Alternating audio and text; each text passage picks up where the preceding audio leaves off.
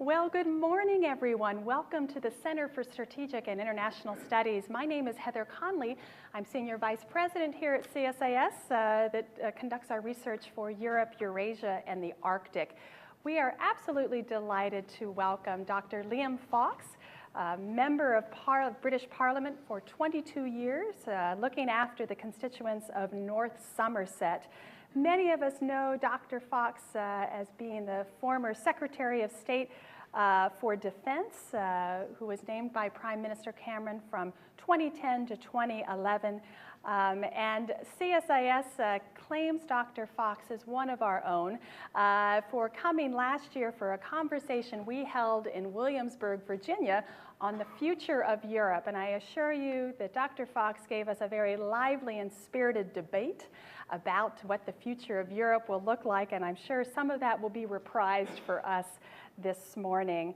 Prior to former Secretary of State for Defense, Dr. Fox served as many shadow secretaries while in opposition for health, for Foreign Secretary, as well as for Secretary of Defense. A general practitioner, Dr. Fox can also give us some insights on health and healthcare issues as they relate to the United Kingdom.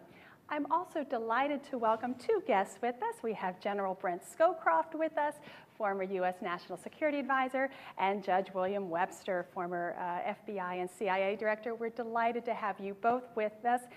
And Dr. Fox, I think that gives you a sense of the importance that we subscribe to this conversation, and we look forward to your remarks. Dr. Fox will give us opening remarks, and then we'll transition into a discussion and welcome our audience today for a lively Q&A on the future of the U.S.-UK special relationship, but I think we'll have a broader conversation about the variety of international challenges we face. So with that, please join me in welcoming Dr. Liam Fox.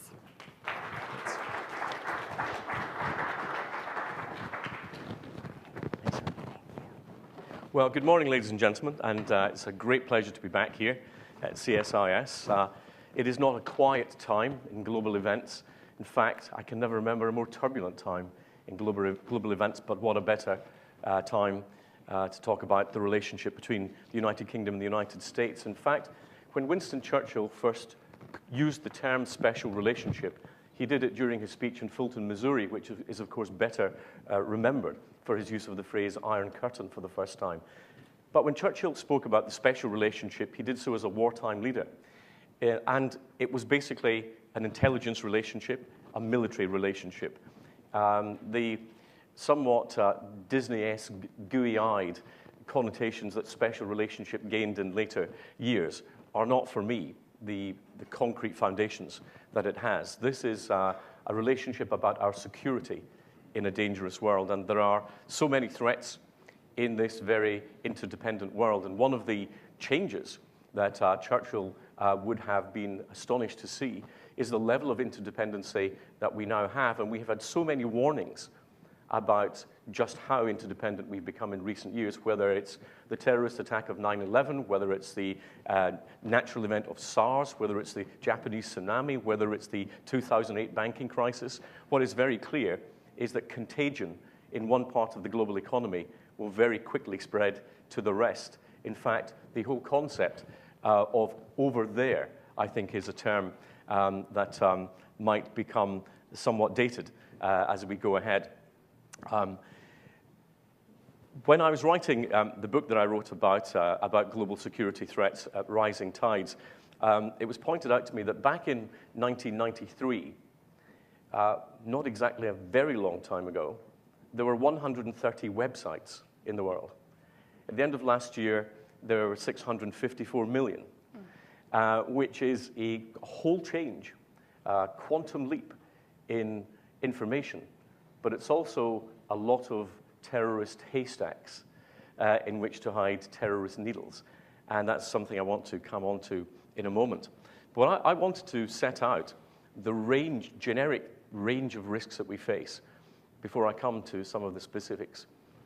But I set them as failing states, the rise of religious fundamentalism, the spread of transnational terrorism, financial imbalances, competition for commodities. And that's before we even got to the state-on-state threats that we face. And I began by setting out what the risks I thought were of failing states, and the one that I actually identified was Pakistan. And I said Pakistan not out of malign intent, but because of sheer instability. Most of us politically will be used to dealing with our opposite numbers. But in a country like Pakistan, where, frankly, we're never really sure who's in charge, whether it's the politicians, the military, or the ISI, we have to develop a whole range of relationships. And of course, from a British perspective, I was very interested as to why, after 200 years of common history, India, after partition, went on to become a relatively stable, prosperous, and increasingly middle-class economy, whereas Pakistan effectively rolled backwards from the very beginnings. Perhaps it's something we can discuss. But I was interested that at partition, nobody knew what to call Pakistan because it didn't correspond to any natural, historical, or geographical entity. So in fact, it's an acronym. Pakistan was actually a made-up name, made up of the initials of the provinces of Punjab, Afghania, Kashmir, and so on. And I think that it's a fair bet that if your country's name is made up, then it's not probably the most stable entity that you're likely to see. And I say that this is a worry because here in Washington, with all the focus on Iran at the present time, people seem to have forgotten that Pakistan's sitting on something like 120 nuclear warheads and has recently brought into play 2 new heavy water plants that will enable them to produce about 24 nuclear warheads a year from now on. It is the nuclear problem that nobody seems to want to acknowledge and talk about in detail. Then, of course, we've got the rise of transnational terrorism. It's nothing new, but it changes its manifestations. And, of course, the worry that we have is that this nuclear proliferation in places like Pakistan will find its way into the terrorist game. And people say, well, if it's so easy to make a dirty bomb and there's so much fissile material out there, why have we not seen one? And yet, nobody seems to know that in 1995 in Izmailovsky Park in Moscow, the nuclear material was there, but it just wasn't attached to a bomb. Or that in Chechnya, we have had fissile material attached to mines. So the threat is there, and it will increase. And we need to look at our whole issue of proliferation in light of the increased terrorist threat. We also need to understand some of the other risks that are coming from left field. And one of the ones that I constantly talk about is the risk of competition for commodities, and in particular water. And people talk about China, but they very often miss out one of the really important parts of the equation, which is that 48% of all the people alive on our planet today get their drinking water from a river that arises on the Tibetan plateau. So why do you think China is so intent on Tibet? Is it the Dalai Lama? Or is it the fact that it's the world's greatest resource in terms of fresh water? Unless we know the data, we will not make sensible interpretations of events and therefore are likely to make policy mistakes. The rise of religious fundamentalism, particularly Islamic fundamentalism, is there for us all to see. And we're facing this crisis now with ISIS, the latest manifestation of this, but I doubt if it will be the last manifestation of it. We need to be very, very clear about the threats that Islamic State pose to us. First of all, the humanitarian threat, the immediate threat to the population that live under their control. We've seen what they're capable of: beheadings, crucifixions, setting people on fire, and for a video camera, things that we thought had been violence we thought had been left behind in the Middle Ages. The second threat, of course, the further destabilization of the region. They would love to see a full-blown religious war. This is, in fact, part of what they're trying to achieve. And then, of course, they will be the University of Jihad if we allow them to do so. And they will export terror to Western democracies if they get the opportunity. And we've seen cases in the United Kingdom of people who've gone to fight for ISIS and then come home. Personally, I don't believe you can have a sabbatical from civilization and then come home. You know, no jihad gap year that you can come back and say you're very sorry that you did it. So we have to, again, think about the domestic problems. And then nuclear proliferation itself. Iran clearly the big issue. When Rouhani became president, there were so many in the Western commentariat who were describing it as a breakthrough, a new moment in the relationship. Now, big disappointment there. For the people of Iran, they've not really noticed much of a difference. The repression, the executions continue apace in Iran. And what people seemed to fail to understand was that the shots are still called by the supreme leader. And if you read, there's a wonderful little book by Karim Sanjapur from the Carnegie Endowment called Reading Khamenei. And he has a political consistency that most Western politicians would kill for. His belief in the purity of the Islamic Revolution, his hatred for the United States, his contempt for the existence of the State of Israel, all very, very consistent over a long period. And I think it is absolutely unbelievable that people still will look at the evidence in front of them in terms of what Iran is doing in terms of its nuclear program and say, well, maybe they're not trying to achieve a nuclear weapons program.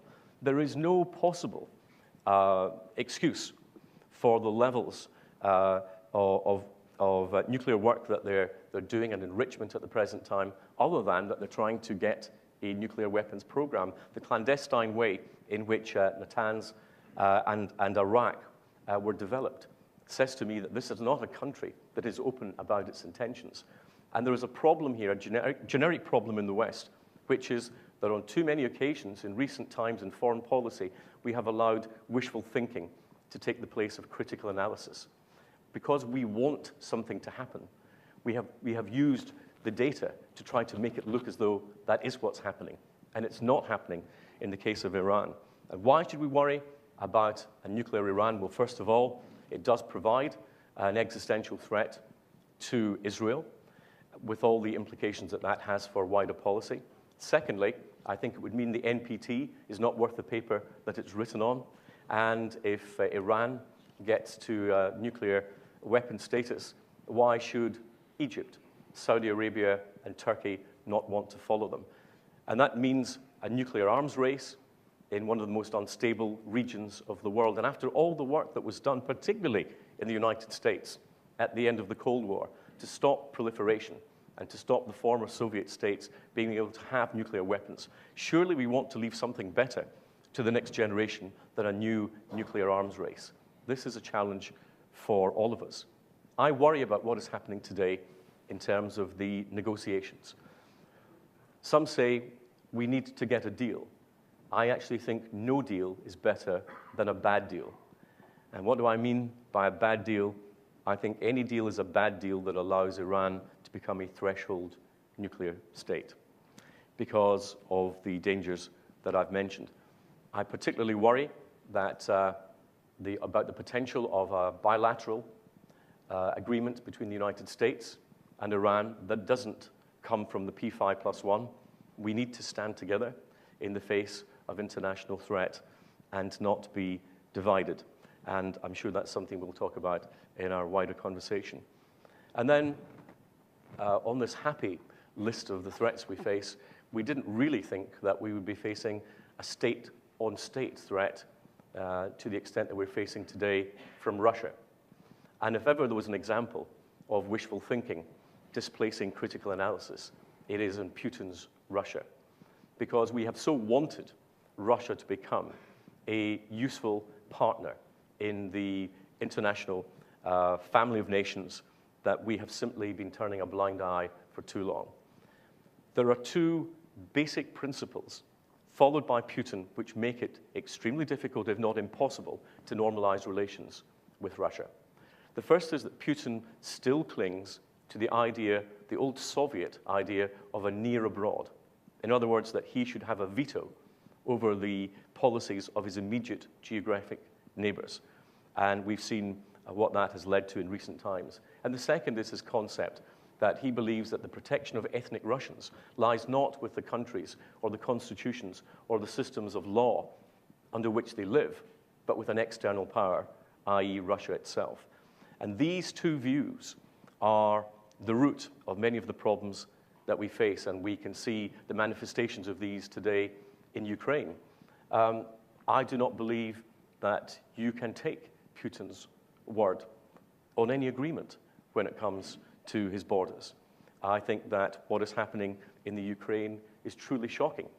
The annexation by force of Crimea, the destabilization of the eastern borders of Ukraine, the fact that while NATO carries out normal military maneuvers and exercises, Russia is actually testing weapon systems live in eastern Ukraine, from the book missile system to the Strela system. These are real-time testing that Russia is actually carrying out, and we are standing by and arguing about whether we should give the Ukrainians the means or not to defend their homeland. Just think about it. If we are actually saying we cannot give Ukraine the secure comms or the anti-tank capability or the UAVs for targeting and surveillance that they need, because that might exacerbate the crisis, that is a bully's charter. That simply says we will never give anyone the means to defend themselves, because that might make the aggressor even more angry. This is a ridiculous policy for us to hold, and we need to recognize that the defense of the Baltic states, for example, begins in Ukraine. And we are only one miscalculation by Putin away from potentially getting an Article 5 involvement on continental Europe, and we need to waken up to it. We have been serial appeasers of Putin, and it has not got us very far. When he had a cyber attack on Estonia, we did nothing. When he cut off Ukraine's gas, we did nothing. He invaded Georgia, and he's still there, and we did very little. We made some sanctions in response to what's happening in Ukraine and Crimea, but appeasement has a bad track record.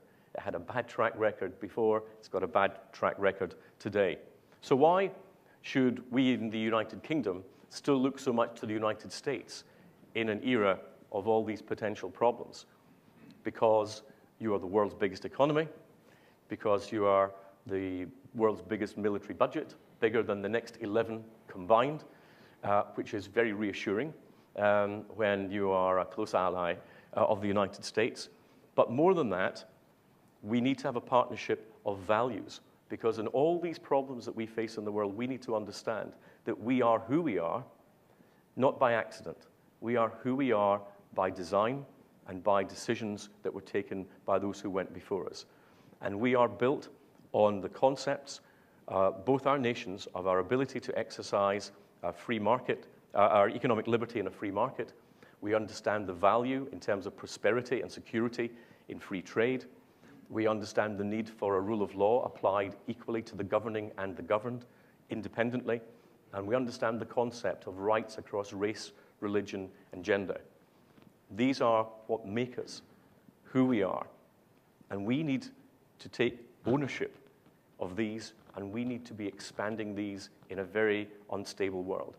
And to my American political colleagues, I would say this: there has never been a time when we were more able to shape the world. In the era of globalization, we need to shape it in our image and by our own values.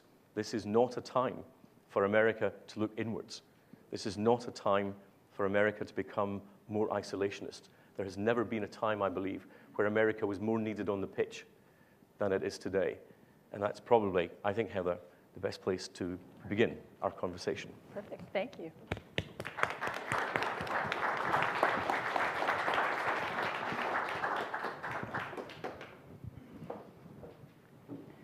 Well, thank you. That was wonderful, a great tour de force. I think what we'll do, I'll spend a few minutes, we'll have a conversation with us, and then I'll turn you over to our audience. I will warn you that CSIS audiences are very tough. They ask very tough questions. So I'm a mere warm-up to what you're about to experience. But you gave us a broad tour de force. I think I'll focus a little bit more on Europe in our questions. And let me start with Russia, since that's where you concluded.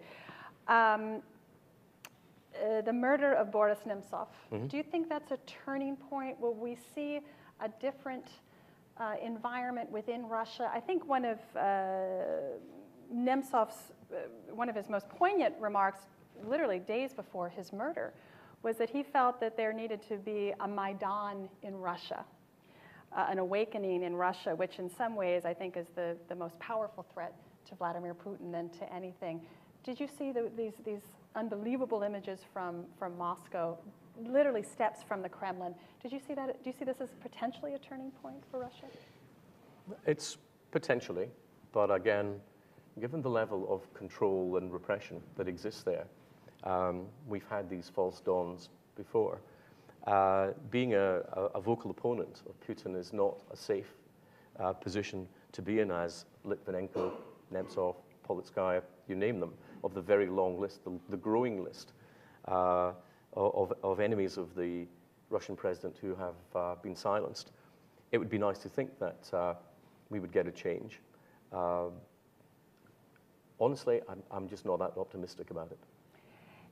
You've had some conversation as recently as yesterday on BBC One radio talking about the level of defense spending.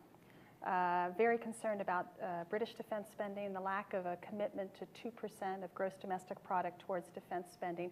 I'd like to pull you out a bit on that and really offer some reflections. Is NATO ready to confront Russia? We have seen extraordinary military mobilization, SNAP exercises. I saw a statistic that since David Cameron has been prime minister, Russia has overflown or gotten very close to air sovereignty of the UK 43 times. Are we ready to confront this challenge militarily? Well, you added the word militarily at the end. I think our biggest problem is having the will to confront. You can have as much military capability as you like. If you haven't got the political will to use it, it becomes largely redundant. And I think that is, of the two elements of NATO, of its political personality and its military capability, it's that political one that I worry about. And I think this is where the 2% comes in, because it's not just the abilities it gives us in terms of military equipment. It's about our willingness to show our longer-term commitment to the alliance. And only 4 of the NATO allies meeting their 2%, which, remember, is the floor. 2% of GDP is supposed to be the floor of our spending, not the ceiling of our spending on defense. And if you look at what happened, for example, in the Libyan crisis and the campaign in Libya, the European elements of NATO would not have been able to even carry that out without the United States, because we simply didn't have the reconnaissance capability. We simply didn't have the air-to-air refueling capability. And the big problem with a lot of the European members of NATO is that so many of them were very quick, after the Cold War in particular, to get into NATO. And they all recognized what an opportunity it was for everyone to get the insurance policy, but asking just a few others to pay the premiums for us. And we are in a position where there are too many countries taking a free ride on the United States in particular, which is why I think it's very important that Britain shows the moral leadership to make that 2% commitment. We have given our word as a country that we will play our full part in the alliance, and we must do so. Last week I was in Poland, and the world from Warsaw looks very different from it does from either London or Washington.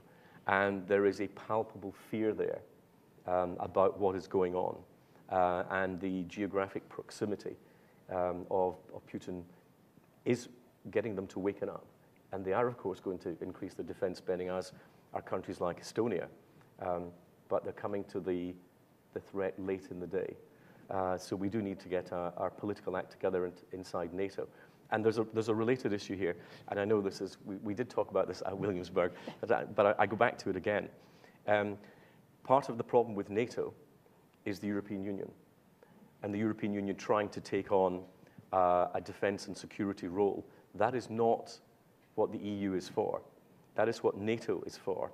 And if we try to duplicate what NATO is doing inside the European Union, and worse, if it ends up having the diversion of funds away from the scarce funding that we're giving NATO into duplication in the European Union, that can be of comfort only to those who are our enemies. I'm going to turn to the EU because I definitely want your thoughts on the Eurozone and immigration issues as you're seeing them. But before I leave Russia, your opening remarks, and you mentioned Prime Minister Churchill, and I have to say I struggle with this. What would Churchill say today? On the one hand, he presciently described the rise of Nazism, wartime Prime Minister to create that defense. There's no choice between war and shame. You'll have shame and then you'll have war that will come later. But he was also at Yalta and also in some ways agreed to a sphere of influence. We need a new strategic framework for this challenge that Putin is presenting the West. How do you strike that balance between the values proposition, but again, the political will to meet Mr. Putin with strength? Well, first of all, we have to provide ourselves with the capability, and we need to have a better sharing of that capability, but we also need to be willing to confront him where necessary. We've seen his modus operandi. We need to have a stronger presence in the Baltic states in particular. And let's be very frank about what he's doing here. He's got Kaliningrad in the Baltic. He's been bullying some of the smaller Baltic states, interfering politically, funding pro-Russia candidates. He's been encouraging Republika Srpska in the Balkans to see the illegal referendum in Crimea as a precedent. He has still got forces in Georgia. He's created virtually a client state in Armenia. He's now annexed Crimea. How many lessons do we need in what is happening here? This is the ability now to cause instability at will in terms of European security. We need to counter that. We need to have a larger and permanent presence in the Baltic. We need to beef up the Baltic air patrols. We need to look at countries like Poland and see whether we need to have a greater permanent NATO presence there. We need to use the powers that we have to show that we are not going to allow this concept of sphere of influence to take hold. For example, we should be sending our naval power into the Black Sea just to show that we have every right to do that and that this is not the personal pond of Putin. So there are things that we can do, but we have to have the will to do it, and we have to have the leadership to do it. Let me turn to the European Union. In some ways, the May 7th general elections is in part, not completely, about the future of Great Britain in the European Union. Obviously, you've been a critic of the EU and Britain's role in there. Expand a little bit on what you've been watching over the last several years, whether it's within the Eurozone and how the 19 Eurozone members have been dealing with an ongoing economic crisis. Certainly, the last few weeks with Prime Minister Tsipras has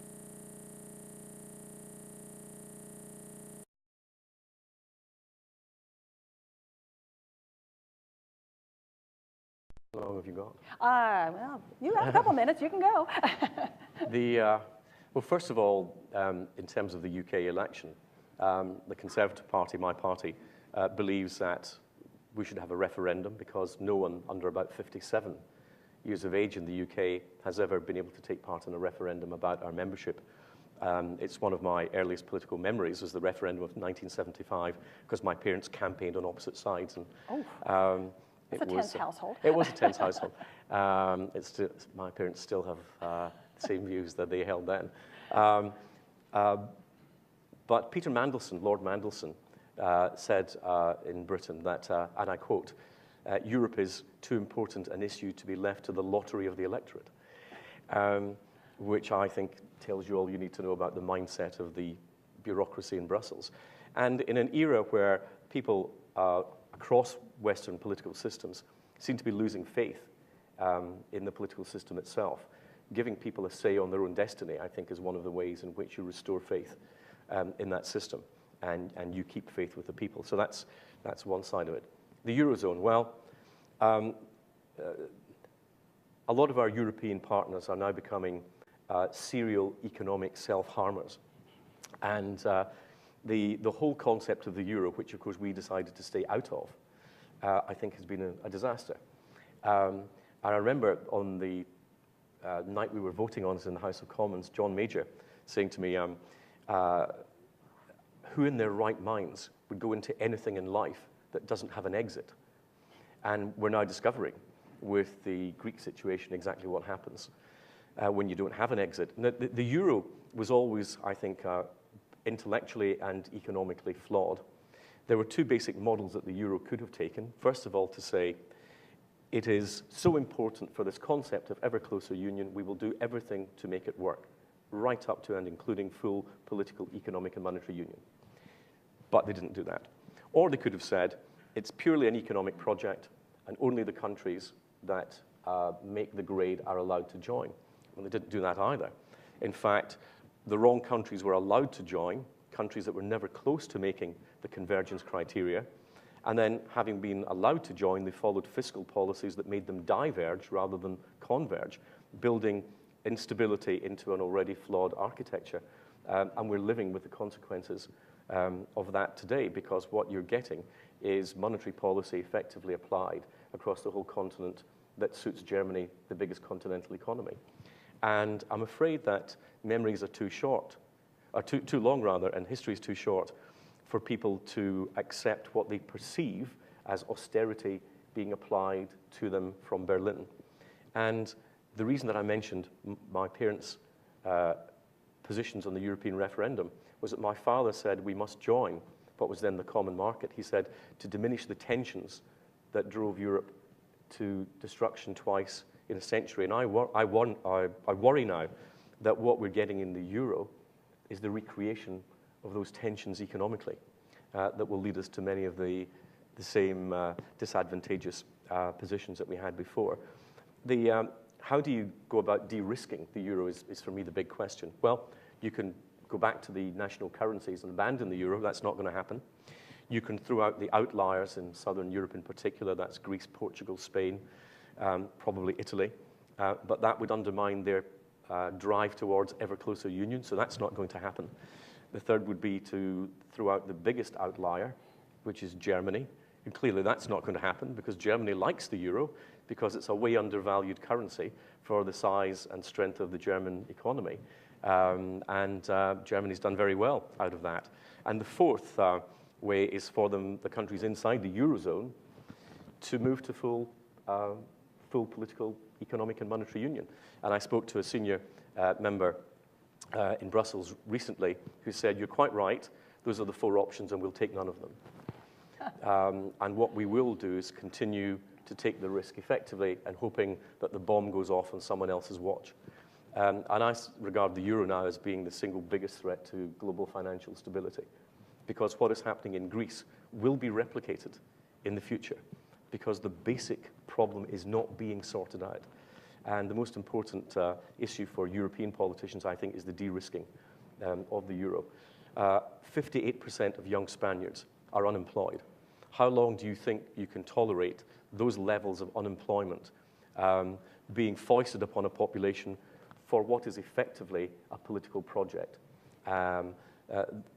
This is not a sensible way to be running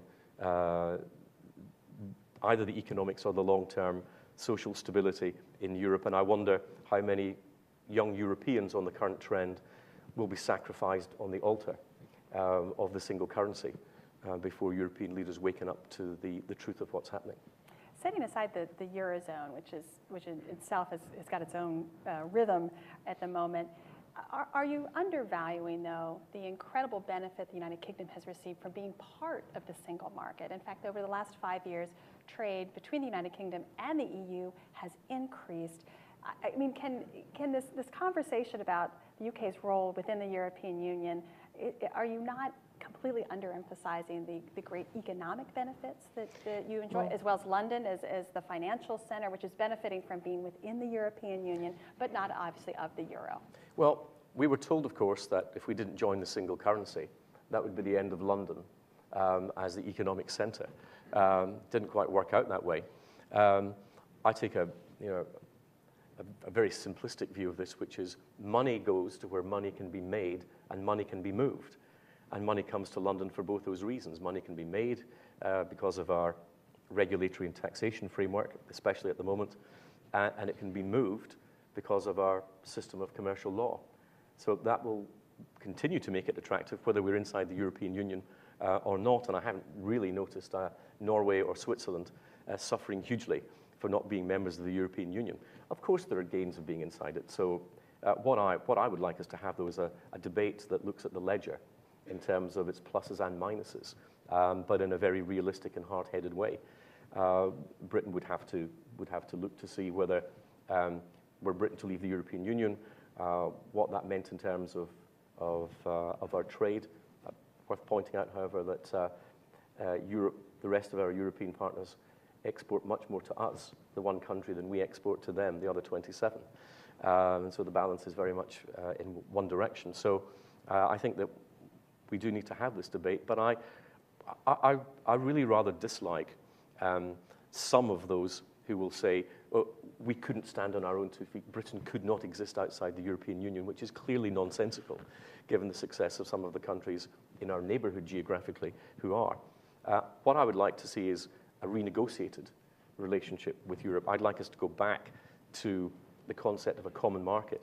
I want to be able to cooperate with our European partners where it's in our mutual interest to do so, but I want to be able to keep separate the levers that Britain might need to use in Britain's national interest where ours to differ from theirs, which they do on a whole range of issues. One political party that has benefited from the sort of anti-European Union, even anti-immigrant stance has been the United Kingdom Independence Party, UKIP.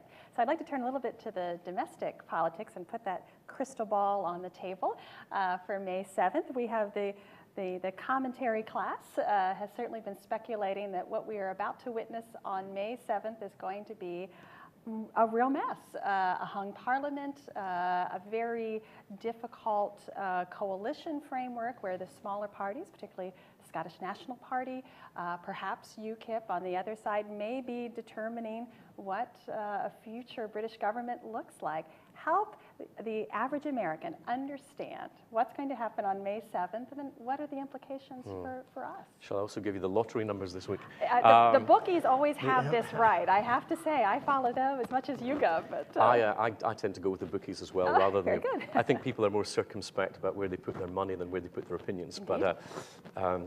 But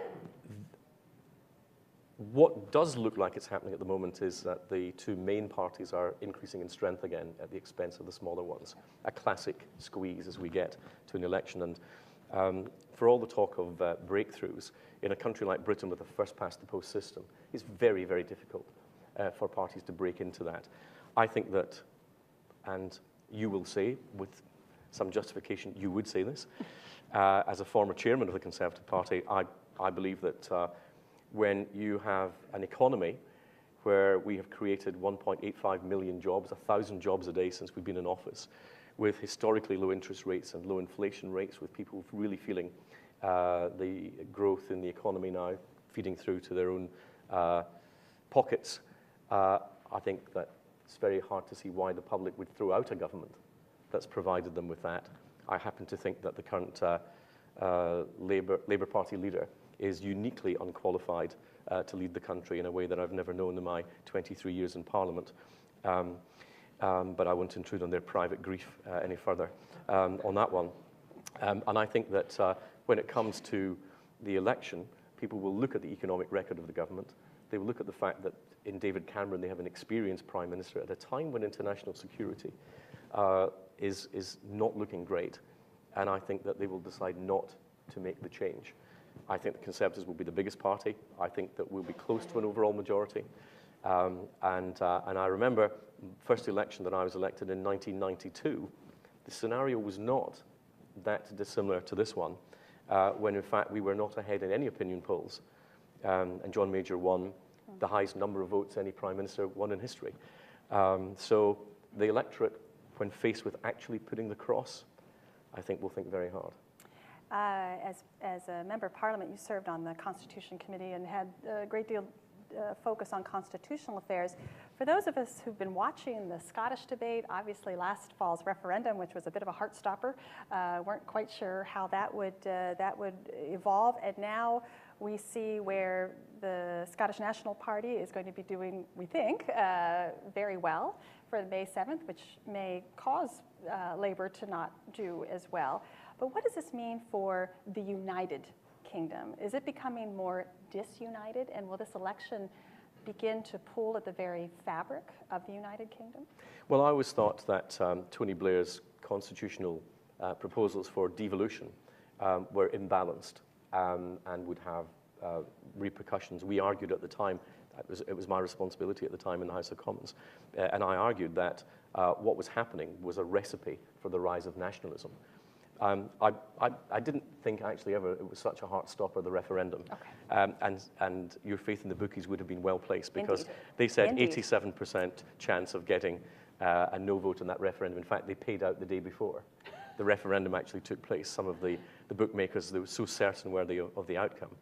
The trouble with it is that the pro-independent side who lost the referendum think they won and have been continuing to push more and more in that direction, and that has been a problem.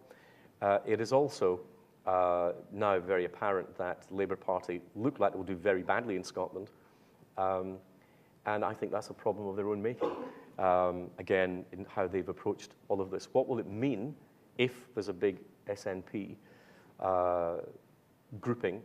Well, that will depend, of course, on the wider outcome. The nightmare scenario is a Labour SNP coalition. And the reason that that's a nightmare for me is not just that yet more money will move from my constituents up north of the border into Scotland. And Scottish voters already get far more spending per head than the voters in England do. But the real worry is that the SNP are a unilateralist party. They believe in abandoning our nuclear deterrent. They want a nuclear-free country. And I wonder what price the Labour leader would pay to get the keys to Downing Street. That worries me more than anything else, and it should worry our American friends. Absolutely. I'm going to my last question, and then I'm going to bring our audience into it. I'm going to ask you the question that I get asked very frequently by journalists. Does the United States still have this close, exclusive relationship with the United Kingdom that it has in the past? Does the United States still consider itself a European power? Is it still engaged as it was in the transatlantic relationship, or has it decided we're going to maintain our alliance, but we're really focusing on the Asia-Pacific region, India, these other great opportunities, and we just don't see those opportunities in Europe? How would you answer that question? I always thought that the whole concept of the pivot was a little bizarre. It's not as though the Atlantic was going to disappear any day soon. Clearly, the United States does have to focus on Pacific affairs. It is a Pacific power, but it's also an Atlantic power. It's not got the luxury of choosing which way to look. And global security, for the very reasons we were discussing, because of our interdependence, is not something that you can decide which geographical area you're now going to worry about and which area you're going to disregard. It's not like that, as events in Ukraine are showing. The US is still the global superpower, economically and militarily. With that come responsibilities. We need the US to be in the game.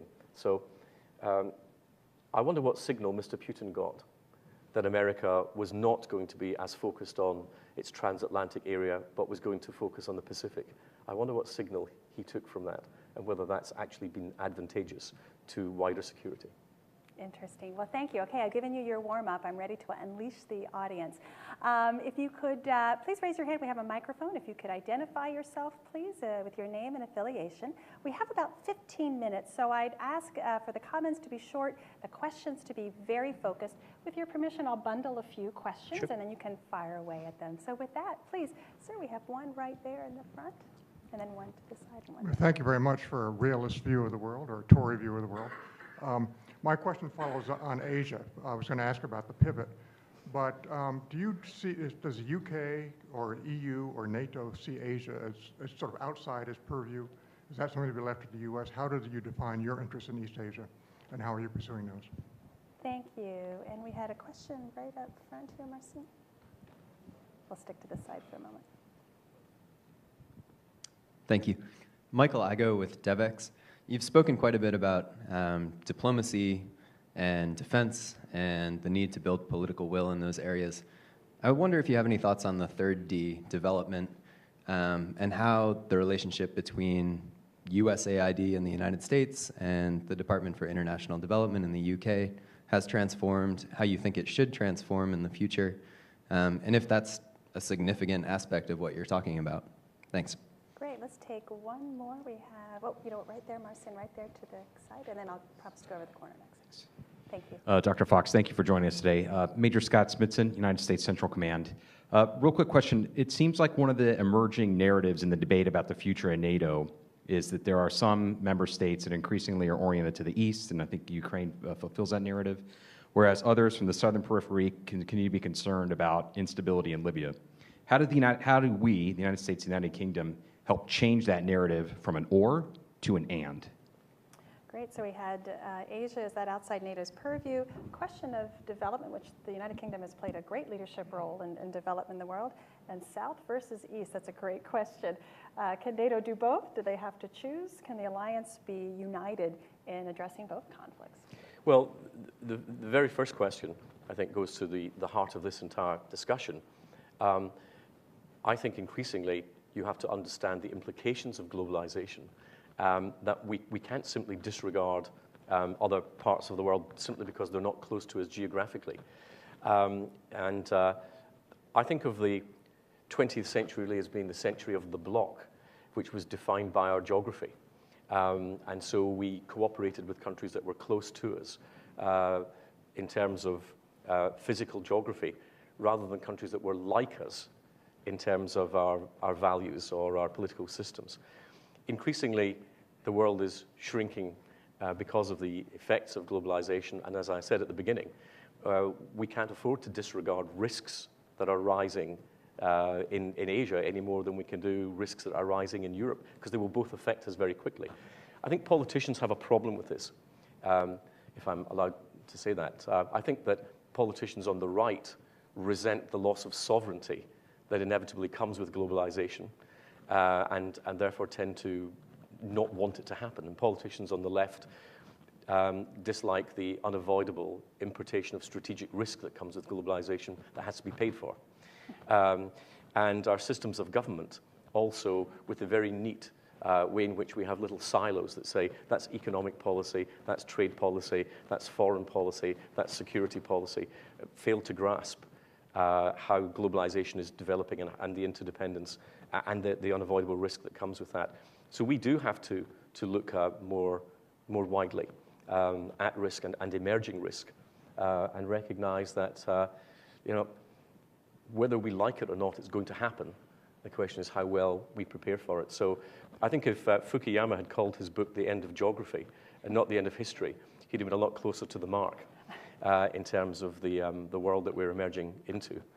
In terms of, you cannot choose the conflicts. This is the problem with security and saying, well, we're going to reduce our spending because we think the world's becoming a safer place.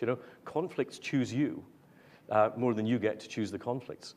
And that's one of the lessons of history, and we have to be ready for the unexpected. And Libya showed some real shortcomings. It also showed the dislocation, I think, of our military action and our plans for longer-term political stability. In fact, really since the Marshall Plan, I can't think of an example of where we've got both the military action and the reconstruction and stabilization right. So we have a lot of thinking to do there. Where does aid come into all of this? Well, it's very useful in terms of being able to help out. I think in the short term, that's its main value. My own view is that if you want to alleviate global poverty, you do that through free trade. And I think capitalism has actually given a much greater step up to the world's poor than any amount of aid program can do. But I do think that specifically well-targeted aid is very useful. And I don't just mean in terms of physical or monetary poverty. I think that we should be using our aid budgets to get a change in behavior and values. In particular, I think that our taxpayers who provide this money live by certain ethical values. And I think that we should be using our aid budget more to get a change in behavior. For example, I think that countries that exhibit religious intolerance that do not give women equal rights, that don't send girls to school, we should be trying to use our aid as a lever in those cases. We should be trying to apply the values that our people live by to those countries that we give aid to. And I think that there's, in the aid debate, it's been understandably focused on public health, which I, as a doctor, regard as hugely important, and the alleviation of poverty. But I think there are other things that our aid budget should also be involved in, and that's the promotion of our values. And I think that if you go back to what I was saying at the very beginning, that we are who we are by design and not by accident. If you believe that, as I do, then I think you've got a moral responsibility to ensure that other people are able to benefit from those values too, which is what I see our aid program as being a very important part of. I just don't, however, buy this idea that you can diminish your need for hard power by having more soft power. That really is an and, not an or. One quick question, then I want to turn to the audience again. I've been meaning to ask you this question. We followed very closely the House of Commons vote on Syria. Mm-hmm. And clearly, U.S.-Syrian policy has been a great conversation topic here, lack of thereof, or that we do have a coherent policy. Was that a real turning point in how, at least democratically, the United Kingdom looked at foreign policy challenges, or was that in some ways trying to litigate the past and past decisions about Tony Blair's decision on Iraq? It was an aberration. And it was a mistake.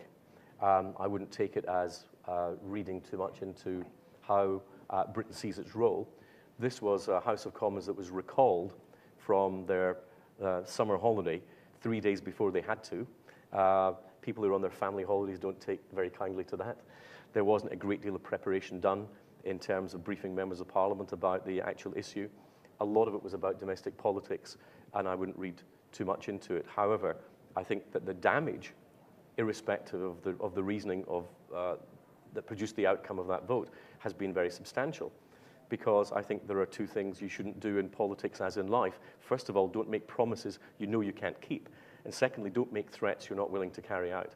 And if you draw red lines and you say they will not be crossed, and then they are crossed and you don't do anything about them, the one thing you can be sure of is that your next red line will be tested. And I think that it wasn't only about the specific issue. It was about how many of our allies, as well as our enemies, perceive our willingness to enforce the policies that we've set out for ourselves. That's a very dangerous world to get into. Absolutely. I think we have time for maybe two more questions we can get out. One there, and Leo, what's right there? Dr. Fox, good morning. My name is Paul Tennant. I'm an exchange officer, British exchange officer working in the Pentagon. I'd just like to ask about information operations regarding Russia in particular. And I'd like your opinion on just how costly it was to cut the Russian-speaking BBC World Service in 2011 as far as I can tell, the only reasonable means of countering RT, Russia Today, as a state-sponsored information control network.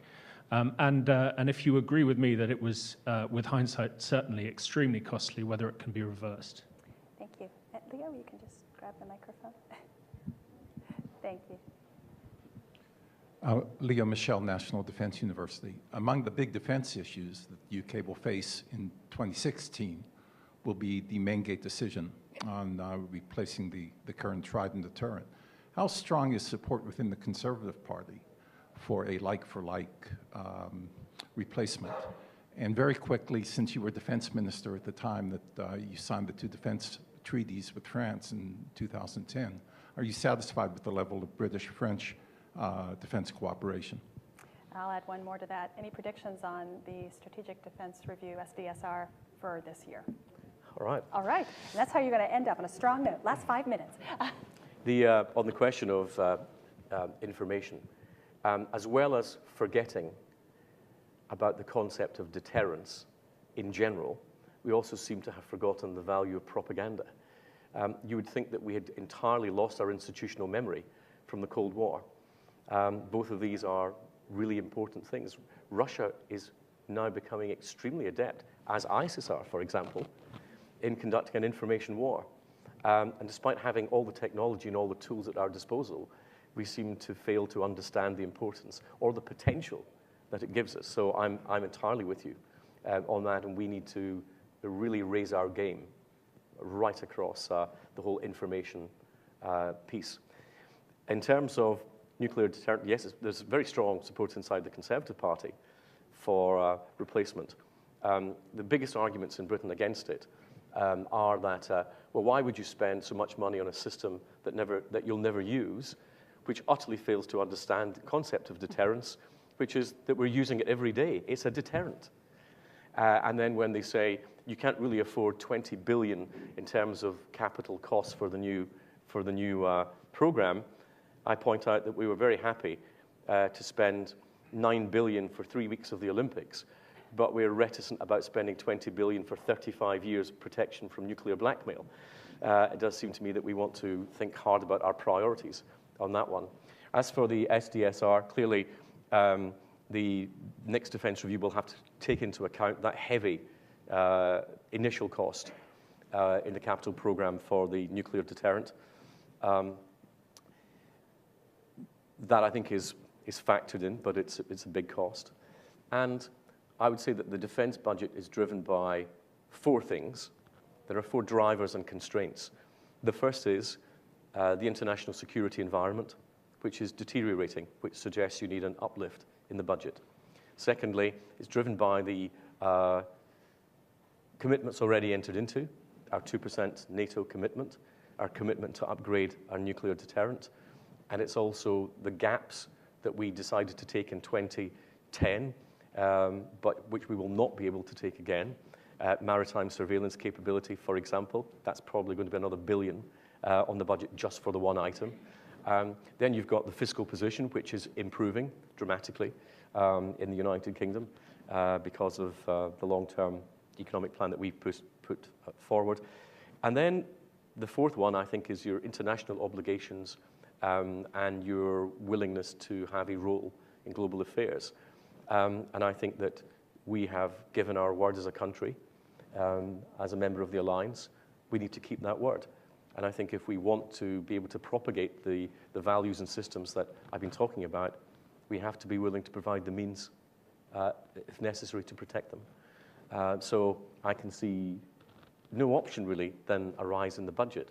I fail to see how you can actually produce what we did in Future Force 2020, set out in the 2010 Defence Review, without increasing the budget, never mind filling in the gaps that we will have to because of a deteriorating security picture. I think it's inevitable the budget will go up. I think smart politicians would turn a necessity into a virtue. Well, Dr. Fox, it is always a great opportunity to have a great discussion with you. You've given us a lot to think about. We're going to focus in on the outcome of May 7th and see what the future holds for British politics. But although the US-UK relationship may be complicated and evolving, it's clearly vitally important, and we're delighted that you could spend some time with us. And please join me in thanking Dr. Fox for a great discussion. In the United States, in fact, when Winston Churchill first used the term special relationship, he did it during his speech in Fulton, Missouri, which is, of course, better remembered for his use of the phrase Iron Curtain for the first time. But when Churchill spoke about the special relationship, he did so as a wartime leader. And it was basically an intelligence relationship, a military relationship. The somewhat Disney-esque, gooey-eyed connotations that special relationship gained in later years are not, for me, the concrete foundations that it has. This is a relationship about our security in a dangerous world, and there are so many threats in this very interdependent world. And one of the changes that Churchill would have been astonished to see is the level of interdependency that we now have, and we have had so many warnings about just how interdependent we've become in recent years, whether it's the terrorist attack of 9/11, whether it's the natural event of SARS, whether it's the Japanese tsunami, whether it's the 2008 banking crisis. What is very clear is that contagion in one part of the global economy will very quickly spread to the rest. In fact, the whole concept of General practitioner Dr. Fox can also give us some insights on health and healthcare issues as they relate to the United Kingdom. I'm also delighted to welcome two guests with us. We have General Brent Scowcroft with us, former U.S. National Security Advisor, and Judge William Webster, former FBI and CIA Director. We're delighted to have you both with us. And Dr. Fox, I think that gives you a sense of the importance that we subscribe to this conversation, and we look forward to your remarks. Dr. Fox will give us opening remarks, and then we'll transition into a discussion and welcome our audience today for a lively Q&A on the future of the U.S.-UK special relationship, but I think we'll have a broader conversation about the variety of international challenges we face. So with that, please join me in welcoming Dr. Liam Fox.